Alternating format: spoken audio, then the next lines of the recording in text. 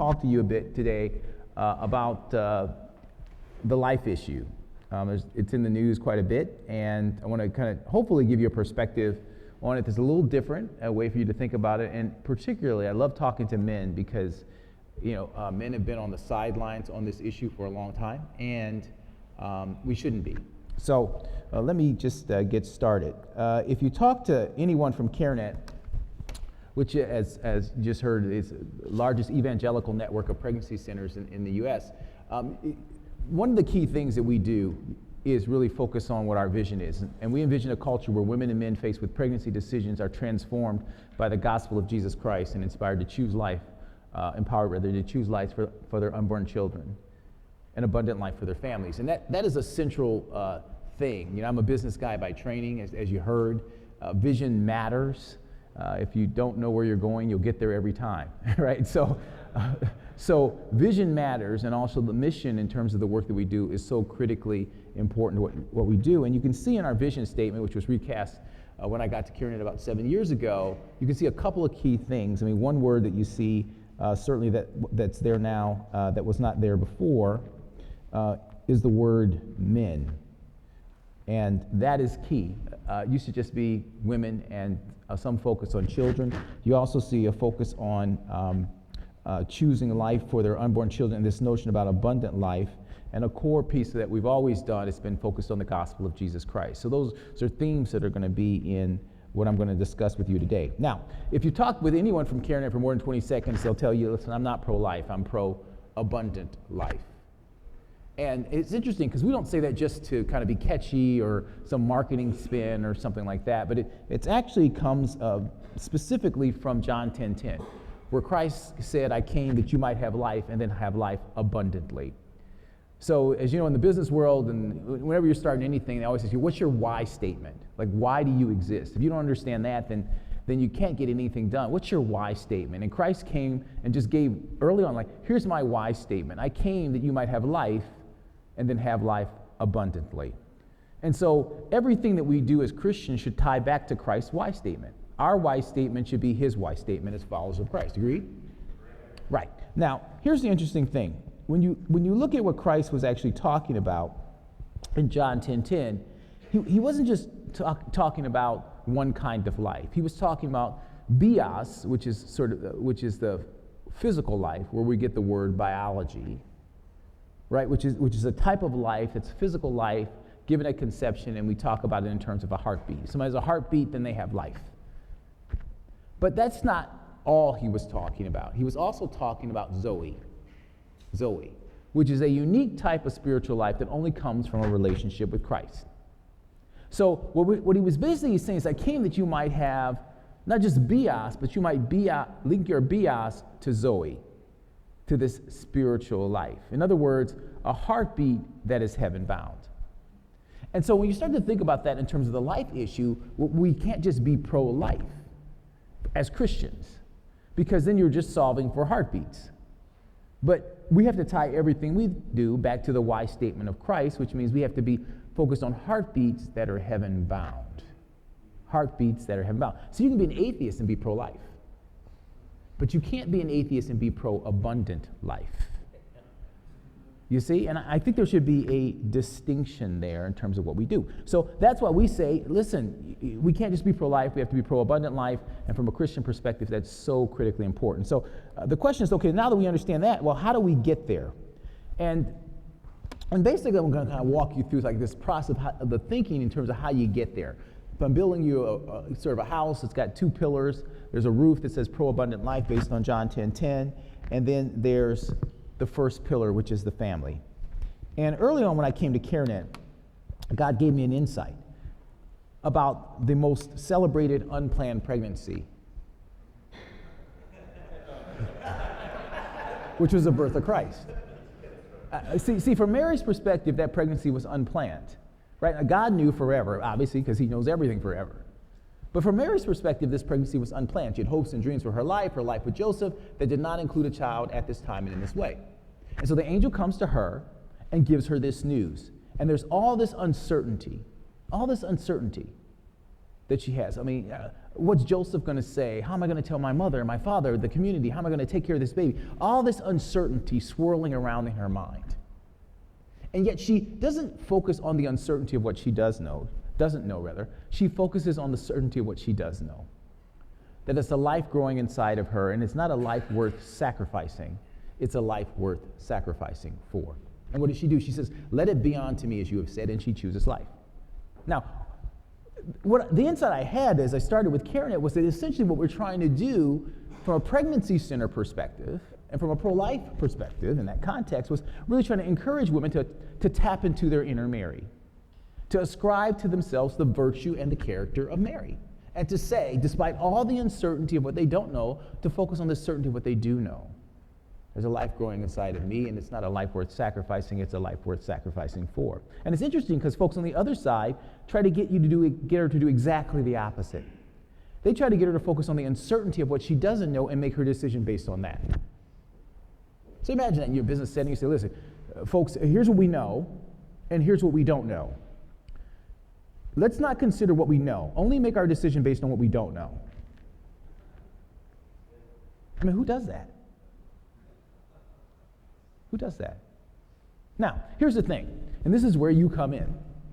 What did God do to make sure that Mary's unplanned pregnancy was not a crisis pregnancy? What did he do? Well, he sent an angel to Joseph. And interestingly, see, Joseph was a man, and when you're a man, you have a plan. And if you ain't got no plan, you ain't no kind of man. That's the way we roll. That's the way we roll.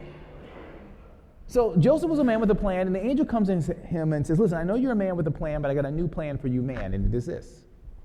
I need you to be a husband to her and a father to the child growing inside of her. Husband to her and father to the child growing inside of her. And I think that's significant for a couple of different reasons, because what you find here in the birth of Christ is that the Holy Family was Holy Family. And the other thing that's interesting about this is that, see, in my humanity, the first thing I would have told Joseph was not that, be a husband to her and a father. I wouldn't have told him that, because what did he say? The angel said, do not be afraid to take Mary as your wife. That's even before he told him who Jesus was. That's interesting, because in my humanity, I said, well, first off, protect that baby. She's carrying the Christ child.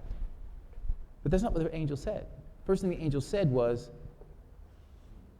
do not be afraid to take her as your wife. In other words, what we're talking about here is a notion here that there are basically two sanctities that are reflected in the birth of Christ. The sanctity of marriage and family and the sanctity of life.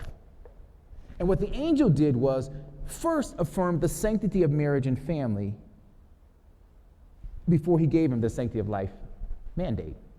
Now that's interesting, because I think one of the things that's happened from a pro-life perspective is that we have delinked this notion of the sanctity of marriage and family and the sanctity of life.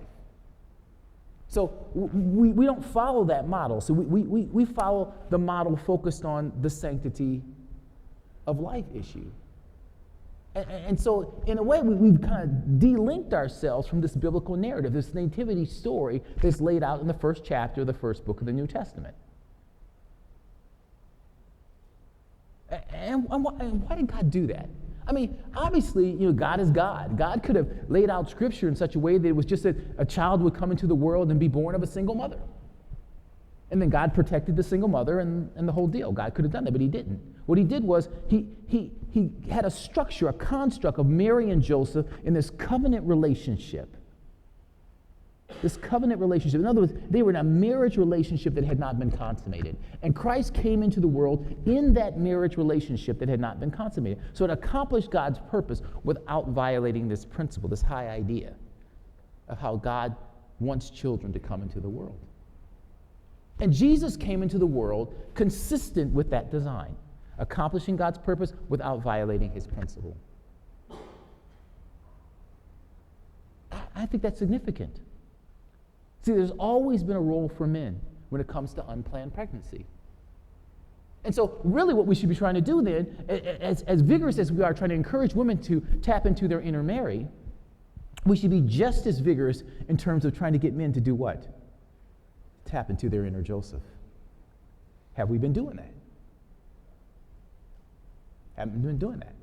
See, the issue's been framed as an issue about a woman and a child from the other side. He said it's about a woman, rather, and a question mark first. They said, listen, it's about a woman, and then a question mark, and then they start labeling the question mark, either the product of conception, then choice, it's complicated, whatever it is. And then we on the pro-life side said, well, no, it's not about the woman and the question mark, it's about the child. Save the baby. We have to save the baby. You ever hear that? We've got to save the baby. And then we started getting attacked by the other side, who said, you don't care about women, you just care about babies. And we said, oh, no, we care about women too. Love them both, love them both, love them both. And so where the issue is framed, for the most part in the public squares, you've got these two sides. One saying it's about a woman and a question mark, the other side saying it's about a woman plus a baby. But what's the problem there? Somebody's missing. In both of those frameworks, there's no on-ramp for who? You. Now, the other side, they don't need you.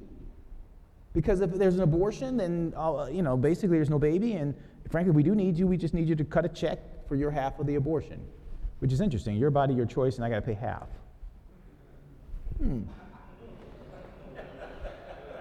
Aren't rights and responsibilities linked? I've got no right to the child in the womb. Why should I have a responsibility for the child in the womb? But that's probably another talk.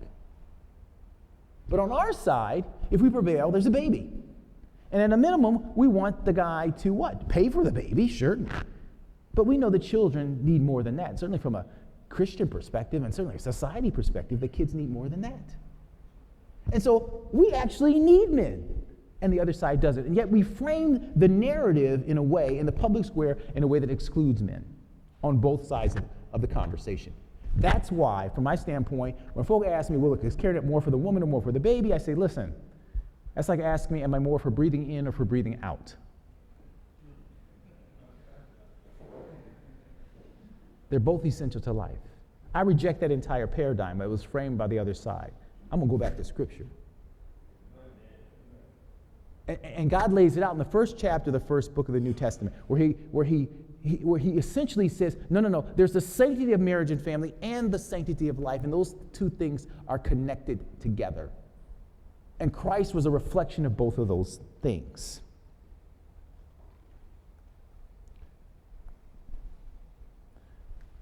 So we see this pro-abundant life narrative actually laid out in the first chapter of the first book of the New Testament. Now, there's another reason, several other reasons why it's significant that we frame this issue this way. This chart basically support needed by mothers and children. It basically talks about the kind of support that mother and children need: physical, emotional, spiritual, and social support. And this line basically says that the support needed by mothers and children increases over time. So there's all the support that's needed. Now, here's an interesting thing. 86% of the women that have abortions are unmarried. 86% of the women that have abortions are unmarried. Now, I'm a business guy by training. Okay, so seems to me, if 86% of something is something, then I'm thinking to myself, so if I want to reduce abortion, what do I have to do? Increase marriage. You can't de-link abortion from marriage. They're interconnected. They correlate. So you can see how the sanctity of marriage and family and the sanctity of life are linked. And the data reflects that. And I always tell folks, just so they don't get it twisted, it's not just about whether this woman marries that guy, because sometimes that's not possible. Sometimes he's not marriageable, sometimes she's not marriageable. I get that. But what has to happen is, certainly in terms of the work that we do at pregnancy centers, and certainly the work that we do as people who are going to be pro-abundant life, is we have to talk to her about God's design of fatherhood, motherhood, sex, and marriage, and linking those things together. See, the reason why she's in a pregnancy center or an abortion clinic, or he is or isn't there, whatever, is because they've de-linked fatherhood, motherhood, sex, and marriage in God's design, and they've walked in the fullness of that, which is what's the narrative of the culture. And now they have an unplanned pregnancy as a result. So if we love her up and she has the child, but she leaves with fatherhood, motherhood, sex, and marriage and God's design for those things de-linked, what do you think happens too often? She'll be back. New guy, new crisis. We either see her, I call it the 18-18 rule. We'll see her in 18 months with a new guy and a new crisis, air quotes around crisis, Or we'll see someone, her son got pregnant in 18 years or her daughter at 18 years. But from a pro-life perspective, that's great. Check, check, check, check, check. She didn't abort the baby. Is that pro-abundant life? See, Christ's call was come as you are, but don't stay as you came. He said, come as you are, all are welcome here, but don't stay as you came. So if she comes as she was and stays as she came, that's not a transformation. See, we're supposed to be transformed by the renewing of our mind. We're supposed to come as we are, but not stay as we came. And therefore, if she's coming as she was and staying as she came, that's not transformation, that's transaction. That's transaction. That's retail. That's Planned Parenthood's model. They say, come as you are and stay as you were. Our sign cannot say, thank you, come again. Our sign has to say, thank you, don't come again. So this issue around marriage is key. Now, here's the thing. Pregnancy centers and the work we do, we kind of focus from conception to birth. That's what the C to B is. But if you come into a pregnancy center with a 10-year-old, there's not much we can do for you unless your child wears diapers. So the kind of support we can provide is kind of focused here, maybe a little bit further. And here's the problem. Missing support. To the degree that a woman can't figure this out, she's much more likely to have an abortion. So what we have in the pregnancy center, loving her up and telling her all the support she has from conception to birth, the folks on the other side are a reminder of the support she doesn't have. This is about 9 months and 1 second. The abortion issue, that's it on a chart. You can read all the books you want, but this is actually what the issue is. One chart, this is the issue. Missing support. And it's interesting, I know this well. So when I was a college student at Princeton, I was a junior, I had a girlfriend that I liked, we started having sex, we got pregnant. I was 20, she's 19, got pregnant. And she went to the student health services and said, listen, I need to get a pregnancy test. The nurse gives her the test, comes back with the results and says, you're pregnant. Now, of course, you're going to have an abortion. And my girlfriend said, well, I don't want to have an abortion. She says, well, what year are you? She says, well, I'm a sophomore. She says, well, how are you going to graduate from Princeton with a baby? She says, well, I don't want to have an abortion. She said, well, what do you want to do when you graduate? She said, well, I want to become a doctor. She said, oh my gosh, how are you going to graduate from Princeton with a baby, become a doctor with a baby? Doesn't seem like it's a very wise choice. And she says, well, no, I want to get married. I want to have my baby. And she leaves. And she comes back and she tells me the story, and we're sitting on the edge of the bed, which is obviously where we should have spent all of our time.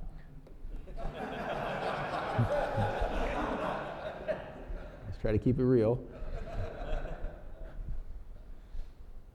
And she tells me the news, and I said to her, in my 20-year-old way, no, we're going to move forward with the plan. I'm going to be a husband to you, and I'm going to be a father to our child growing inside of you. And that's what we did. We've been married 37 years. Thank you. Now, that nurse was right about one thing. She didn't graduate with one baby. She graduated with two. Because we're Princeton. It's Ivy League. We got to overachieve. That's what it's all about. Harvard may be one, but Princeton, you got to have two if you're going to graduate properly.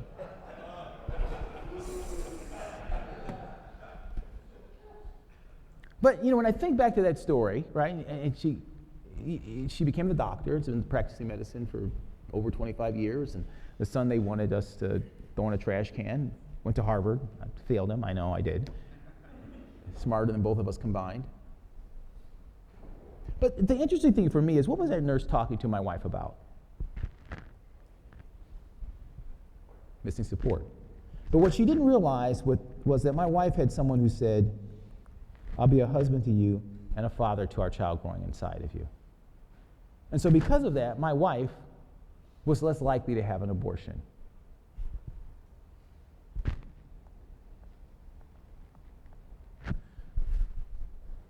If we don't adopt this perspective in terms of thinking about the life issue as it pertains to being a husband to you, a father to the child growing inside of you, the sanctity of marriage, and the sanctity of life, then what happens is that we end up, as I said, in a transaction model. It becomes a retail consumer business.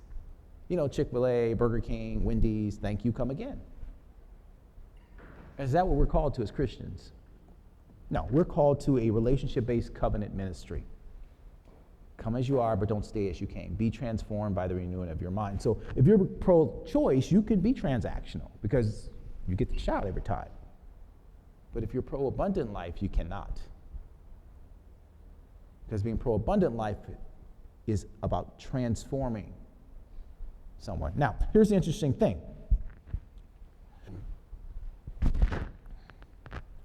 If a woman has someone who says, I'll be a husband to you, a father to the child growing inside of you, guess what she's more likely to do? Bios. That's what the data shows. So if you're solving for bios, God's design for family is the best way to get there. And the other thing, too, I grew up in a father-absent home. My dad wasn't around. My mother got pregnant the first time when she was 16, 17 years old. Had 4 kids under the age of 8 by the time she was 23. Father's not around. I grew up in that environment.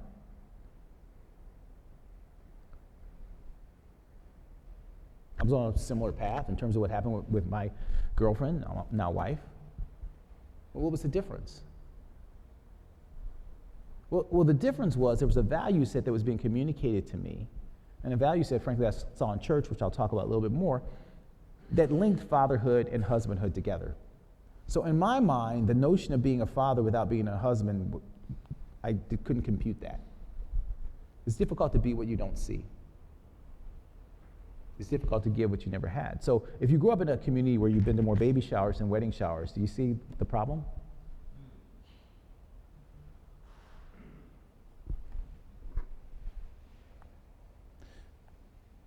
Second pillar, discipleship. Now, let me ask you a question. Is offering compassion to a woman facing a pregnancy decision, is that a good work? Would you say that's good work? Yes. Right, okay. So, as Christians, all good work is supposed to lead to discipleship. See, we don't do good works just to do good works. That's just social services. We do good works, why? To make disciples for Jesus Christ. That's the Great Commission. See, that's in the last chapter of the first book of the New Testament. It says, go and make disciples of all nations, and then to do what? Teach them to obey all that I have taught you. That's key. So, Christians don't do good works just to do good works. We do good works to make the disciples for Jesus Christ. See, there was a why statement in John 10:10. This is the what statement. Why and what? He gave them both. And then all in between those two is the how.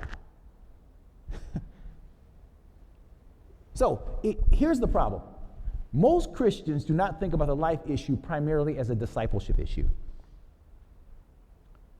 They think about it either through a political lens or a material support lens. So if you ask a Christian, are you pro-life? And they say, yes, I am. And they say, well, prove it to me. What are your pro-life bona fides? And they say, I voted for that candidate. Or they might say, I provided some type of material support to a pregnancy center or something like that. But here's the thing.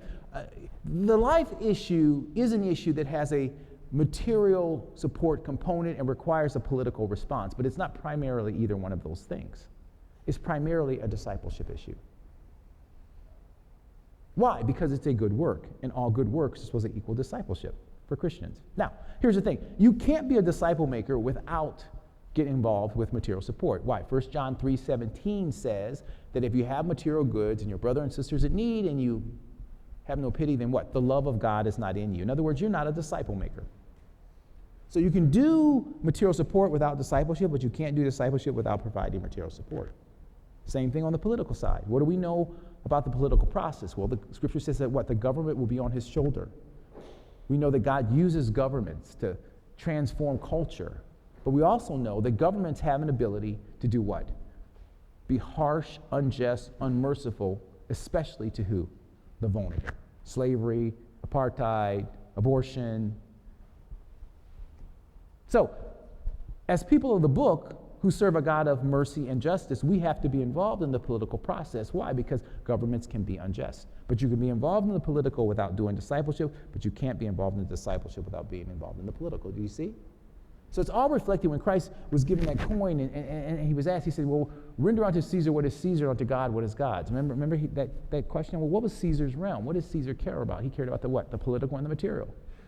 That's all he cared about. That's all he cared about. And so Christ is saying, yeah, we got to be involved in that, but there's a higher thing.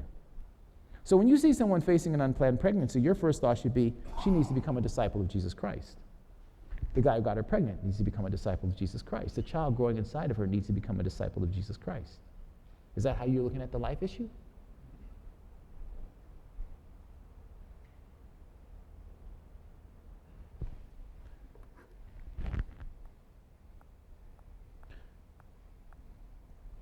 And this is the observation. See, in the pregnancy center world, we do evangelism, which leads to conversion. But we're not called to make converts. We're called to make what? Disciples. So, discipleship is not just a biblical construct. It's a principle of replication. In other words, if you are a parent, your children are your disciples. It's a principle of replication. So if there's a a conversion experience here in the pregnancy center, and we send them back to the culture where they were disciples of the culture, what do you think the culture is going to require? Well, you got to walk in the way of discipleship of the culture. It's like if you're a Hell's Angel and you go visit your grandmother and you put on a tux or a suit or whatever, because grandma don't like all that leather and those tats. And you're like, well, there for about a month or so, I'm kind of liking this look, the skinny jeans, everything. And you go back to your Hell's Angel friends and say, listen, this is how I'm going to roll from now on. I love this. What do you think they're going to say? Oh, no. If you're going to roll with us, in other words, if you're going to be a disciple here, do you see? Well, what do you think happens? This is the thing. So what happens? We send them back to the culture. They walk in the fullness of that discipleship, and then what happens? Now, if you're pro-life, in a technical sense, save that baby. See the problem? So this discipleship model it means really that what happens in the pregnancy centers must lead people to the church. So the clients must move from the church to the pregnancy center. From the pregnancy center to the church for ongoing support and discipleship.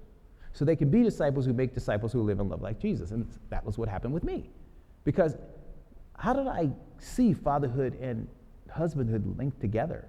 How did I see that? It wasn't in my home. I saw it at church. I saw men like you guys being good husbands and good fathers. And as a little black boy growing up without a dad, I saw that. And I said, that's what I should be. It's difficult to be what you don't see. So if you go back to a community where you've been to more baby showers and wedding showers where you don't see that kind of thing, well, how are you ever going to transform a culture in that way? You can't.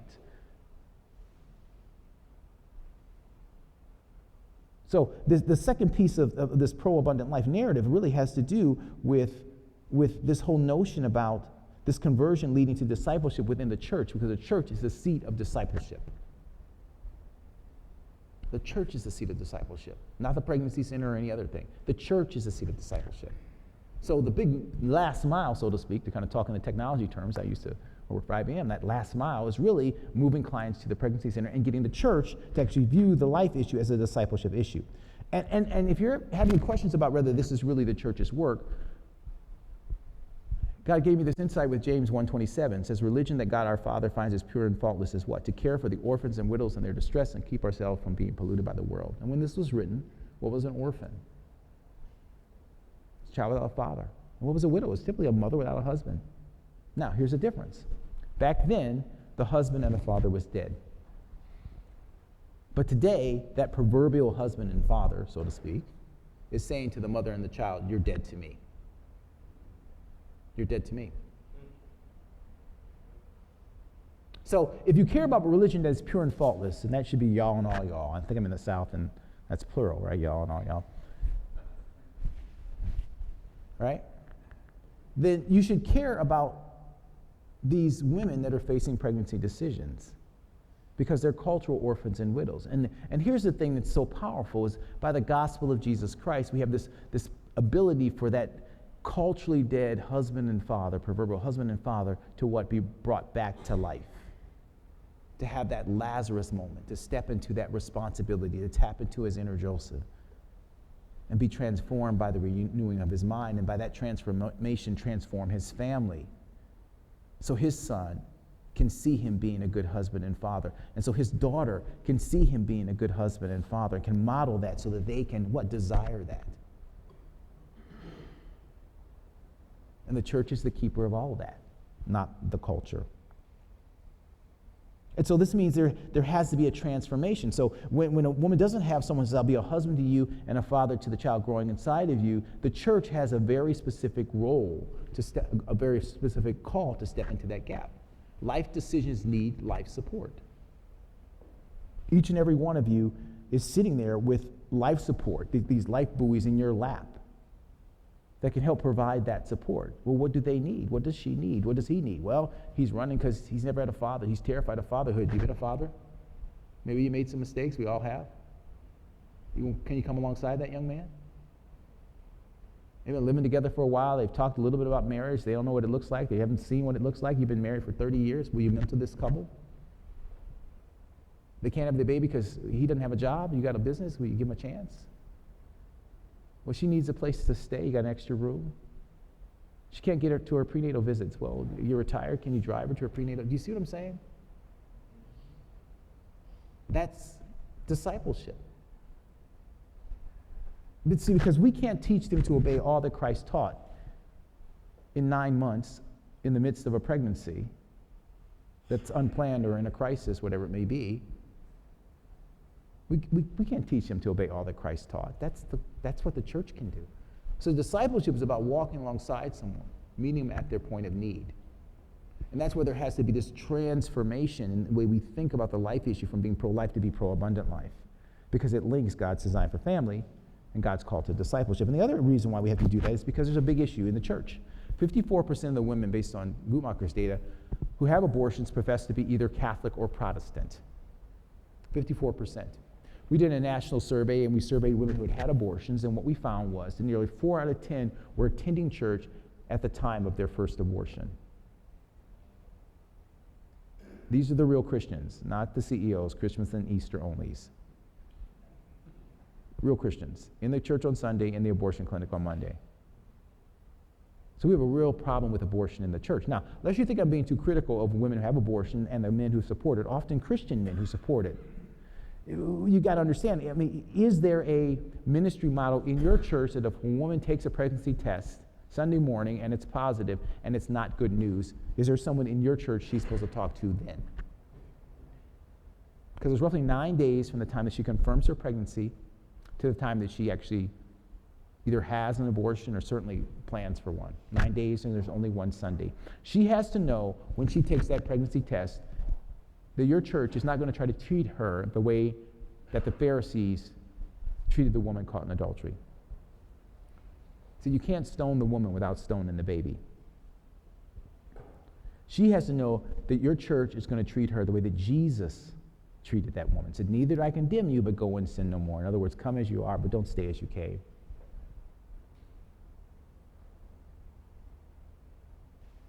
Life decisions need life support. And you see, when we have this discipleship working the way that it's supposed to, Zoe happens. So being pro-abundant life means linking bios to Zoe, and we can't link bios to Zoe without the church. And that would be y'all and all y'all. And without the church thinking about the life issue primarily as a discipleship issue. See, if you think about it primarily as a discipleship issue, then it's not something that's outside the church that the church cares about. It's something inside the church that's the core ministry of the church. And I always tell Christians, look, if you can't connect to the life issue, I don't understand you. Do you realize that your entire faith started with an unplanned pregnancy from a human perspective? This isn't the extra issue. This is actually the issue. This is God gave us a nativity narrative in the first chapter, the first book of the New Testament, an unplanned pregnancy, right? And so Jesus comes into the world, is given abundant life in his humanity, becomes abundant life for us all, to what end? That we might become disciples of Jesus Christ. Mary and Joseph became disciples of Jesus Christ. So when you think about this, well, could it be that God, that this woman, this unplanned pregnancy that she's facing, could it be that this child will be what God uses there for her to become a disciple of Jesus Christ? Do you see? So every time you step into this issue, what you're doing is you're retelling the most amazing true story that's ever been told. Every time you step into this issue, you are retelling the gospel of Jesus Christ by the very act of being involved. So when I hear people say, wow, I don't understand you. I don't understand you. Now, as a Christian, how can you not be engaged in this? It is our faith. It's not the extra thing. It is the thing.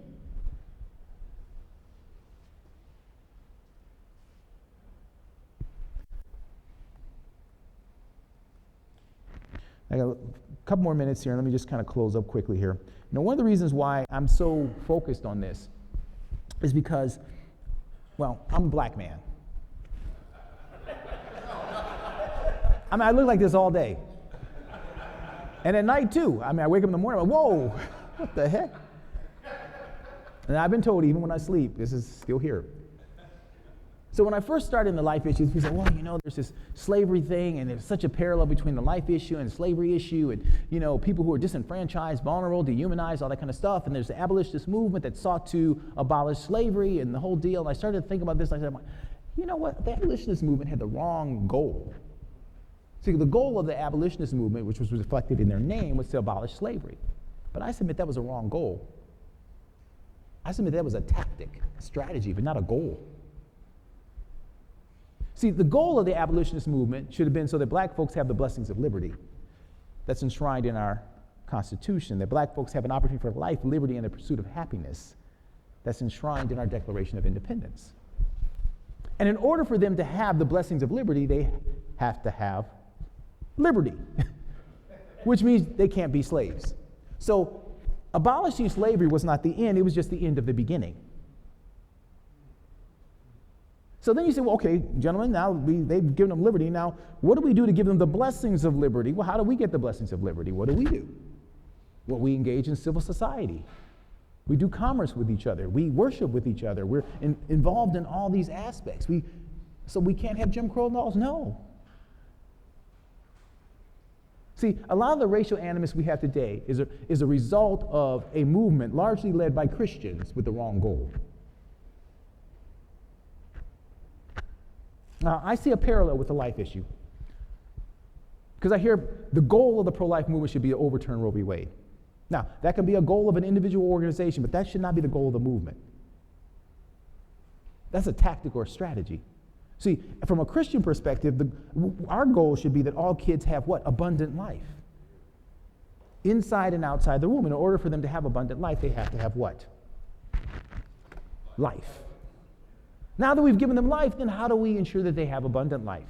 Well, how do we ensure that for ourselves? Do you see?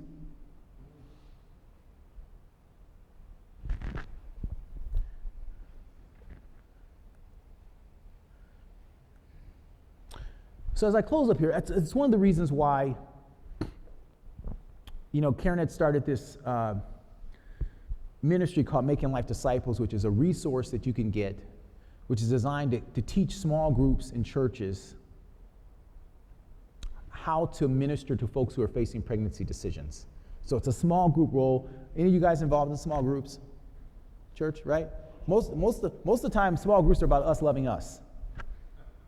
Right? Somebody new try to come to your small group, you're like, it's our small group. You got to go form your own small group. We got a thing here. This is our thing. You're going to mess up our feng shui.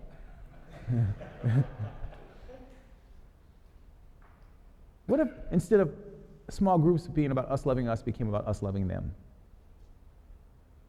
What if as a small group you went to your local pregnancy center and had a ministry within your church that said, we're going to walk alongside folks who are coming from that pregnancy center to help them have compassion, hope, and help, and move them to discipleship. And we as a small group commit to that. And what if we had a ministry in our church so that someone who's facing a pregnancy decision knows that there's a ministry on-ramp in the church to offer compassion, hope, and help, so that Planned Parenthood never looks like a compassionate alternative to us. I heard you talk about Right Now Media. You can actually find the course on Right Now Media. You can come to our website, care-net.org. It's in that little booklet that's there. I hope you will take that booklet and read it. A lot of what I talked about is in that booklet. I hope you'll hand those booklets out to other folks. It's an online version, group-based version. Come to our website, go under free resources. You can find it there. There's a bunch of courses, things of that nature. But this is key, because what do you think we need to do if Roe v. Wade is overturned? Is it just see a single mother homes as far as the eye can see? Is that? No, this is what we actually need to be doing. Now let me end here with this last point. What I'm really talking about is the fact that from a ministry standpoint, we have to have two kinds of ministry models to be like Christ. Christ had two ministry models. One was called a retrieving model, and the other one was called a receiving model. You saw the retrieving model first when he picked his disciples. You with the net. Yeah, you. Come on, make you fisher of men. Or with Zacchaeus, right? You up the tree, come down. We're going to do a power lunch. But then you saw his receiving model with the woman with the issue of blood. Remember that? He didn't retrieve her, he just received her. Who touched me? And that's so significant to this issue, because if you have a woman facing a pregnancy decision, that's all she's going to do. She's in the church, she ain't going to come up front, hey, all she's going to do is just touch the hem of the ministry of the church. And you have too many programs going on that you don't have the sensitivity, because remember, people were pushing up against Jesus, and yet he still had the sensitivity to the vulnerable to say, who touched me? Is your church so busy that you can't feel that? Now, you see both of these things coming together. When Peter's on the boat, Jesus is in the water, there's a storm, and Peter's like, dude, I want to come out there. Jesus is like, come on out, the water's fine. Peter steps out of the boat, starts heading out, and what happens? He starts to sink, right? So Jesus first says what? He's just a receiving model, come on. But what happens when Peter starts to sink? Does he say, hey, swim on over? He shifts his ministry model to retrieving. And he grabs him, steadies him, and they go back to the safety of the boat. When someone's in a pregnancy center or in a pregnancy decision, they see the church out there, and we're saying, hey, we're friendly people, come on out. And the woman says, you know what, I'm going to have this baby. And she steps out of the safety of the pregnancy center. And the guy says, look, you can be with this or you can be with that, but you can't be with this and that. Or her mother says, you can't live here with that baby. She starts to sink. Now, if we just still say, hey, we're friendly people,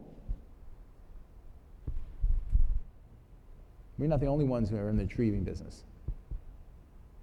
Abortion providers are too. Why don't you come on over to my boat? See, that's the difference between being pro-life and being pro-abundant life. We got to change our ministry model. So I hope you will read the book, visit our website, get involved with what we're doing, be a part of the pro-abundant life movement. As you can see, it's critical for men to be involved and be engaged on this issue. Amen? Amen. Thanks very much.